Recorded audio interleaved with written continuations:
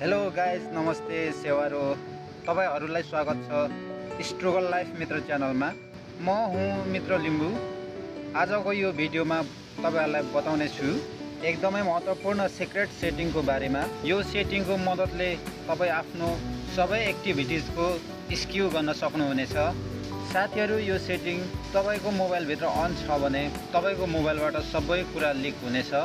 जस्तो कि तपाई कसलाई कल गर्नुहुन्छ, कसले तपाईलाई कल गर्छन्, कसको म्यासेज आउँछ, कसलाई म्यासेज गर्नुहुन्छ, गुगलमा के सर्च गर्नुहुन्छ, युट्युबमा के सर्च गर्नुहुन्छ, यो सबै इन्फर्मेसन लिक हुन सक्छ। साथीहरु, अब यो सिक्रेट सेटिङ गर्नुहोस्। यो सेटिङले सबै इन्फर्मेसन बन्द गर्नेछ। त्यसपछि आफ्नो मोबाइललाई पनि सिक्योर गर्नुस् र आफूलाई पनि बचाउनुस्। साथीहरु, यसको लागि न त एप्लिकेसन नै चाहिनेछ, न त एप्लिकेसन डाउनलोड नै गर्नुपर्नेछ। मात्र एक सेटिङ गर्नुहोस् र ढुक्क हुनुहोस्। साथीहरु, आजको भिडियोमा यसै सेटिङको बारेमा बताउने छु। भिडियोलाई पुरा हेर्दिनु होला। साथीहरु, सेटिङ जान्नु भन्दा अगाडि भिडियोलाई लाइक, कमेन्ट, शेयर अनि च्यानललाई सब्स्क्राइब गर्न नभुल्नु होला। साथीहरु, अब आफ्नो मोबाइलको क्रोम ब्राउजरलाई खोल्नुहोस्। त्यसपछि सर्च बारमा गएर गुगल टाइप गरेर सर्च गर्नु होला। तपाईले खाली गुगल मात्र टाइप गरेर सर्च गर्नु होला। साथीहरु, सर्च गरिसकेपछि साथीहरु मुनि डाउन गर्नु होला। डाउन गरेपछि यहाँ देख्नुहुनेछ एउटा सेटिङको अप्सन देख्नुहुनेछ।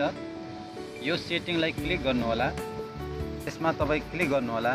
यहाँ देख्नुहुनेछ साथीहरु डिलिट योर सर्च एक्टिभिटी।